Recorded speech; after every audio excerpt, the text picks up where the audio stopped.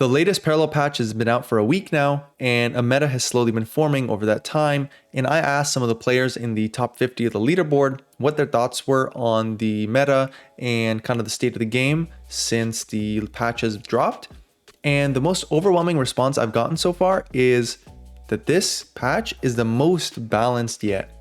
What I mean by that is we're seeing a pretty nice spread in terms of the different paragons being played and the different factions being played, instead of, that first patch where we saw, 60, 70, maybe even 80% of players playing Scipius, specifically, Cathari. That's just not happening anymore. You're seeing a good spread of actual factions. You're seeing all 5 being played instead of just one just completely dominating and nobody really bothering to play anything else. And that's a great thing. It's a great thing. It means that the game is in a pretty solid state right now where it's, competitive. It's not just, you can't just play a specific deck and just climb to the top just because of your cards. You actually have to have some skill, which is a good thing, right? Even though I say that, still we're seeing, it seems like Markolian and Shroud taking some of those, those top 2 spots right now, and Earthen and Cathari kind of playing for 3rd and 4th, and then Augencore at 5. Now, when I say Augencore at 5, I don't necessarily mean that Augencore is weak right now. It really just means that you're maybe just not as perfectly consistent as you would be playing Markolian or Shroud. But I know that there's players, in the top that are still playing Augencore and doing well. It's just that you really need to know what you're doing when you're playing those decks to be able to climb. Like again, for example, I say Earthen being at 3/4. I know that somebody in the top 5 is playing an Earthen deck, a Nehemiah deck. And again, like I said, they're in the top 5. So I don't necessarily mean that, Earthen or Cathari or Augencore are necessarily bad. It just means that for the average player, you're probably going to be able to be more consistent if you're playing Markolian or Shroud. Now, in terms of paragons being played, we're seeing, again, for Shroud, you're seeing, your Nudon, and we're seeing a little bit more Brand, which is nice, seeing a bit more of a split there. For Earthen, we were seeing only Gafar before. Now we're seeing, at least half those players have dropped Gafar, now moved to Nehemiah with the recent Gafar nerf. From when you get that pacifist, it goes from, +1/1. Now it's +1/0. Obviously, it's a lot weaker. So, people are moving to Nehemiah to get more consistency. Seems like people have been doing well with that. You're still seeing some Gafar players, though, at the end of the day, which is good.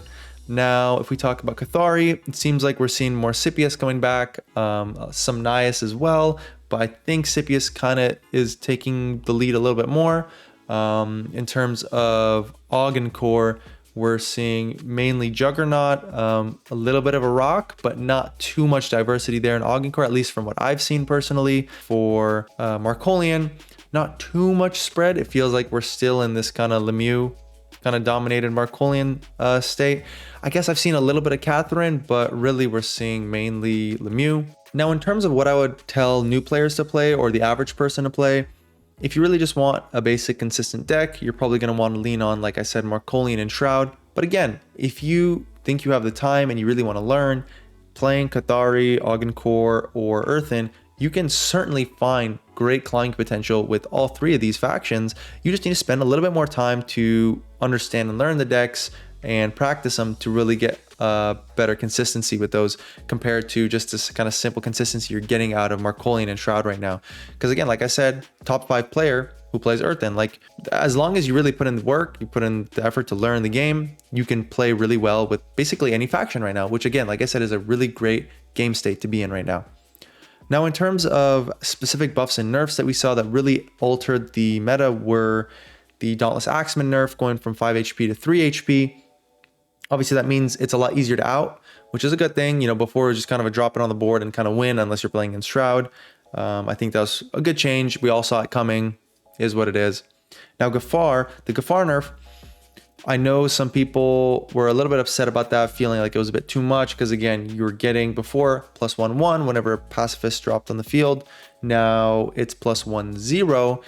Now, again, because Gafar would buff all your units when you gain that pacifist, that, dropping it from 1 to 0 makes a big effect, because if you have 3 units, it's not just you're losing +1, you're essentially losing +3, right? So That's what's basically caused so many players to move from Gafar to Nehemiah. But we are still seeing some players stick to Gafar because some people just believe it isn't that big of a deal. And for them, some people, it does still work. So, again, it's a good thing that we're seeing, a bit more split in terms of the Paragons there.